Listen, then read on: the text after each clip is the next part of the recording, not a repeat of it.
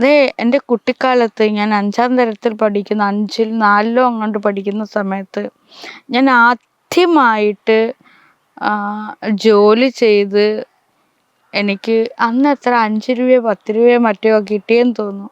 ഞാൻ അധ്വാനിച്ച കണ്ടമാണ് ഇത്. ഈ കണ്ടം ഇത് നമ്മുടെയല്ല, മറ്റൊരാളുടെയാണ്. വിത്തിടത്തിൽ. അപ്പോൾ കുട്ടിക്കാലം മുതലേ ഞാൻ ജോലി ചെയ്ത ഒരാളാണ്. പിന്നെ എൻ്റെ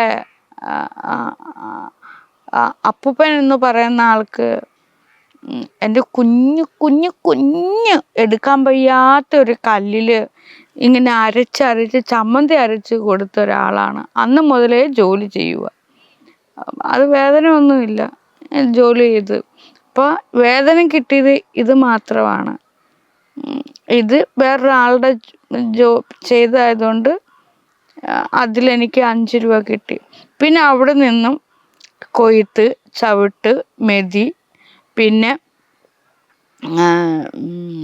അങ്ങനെ പലതരത്തിലുള്ള ജോലികൾ ചെയ്തിട്ടുണ്ട്.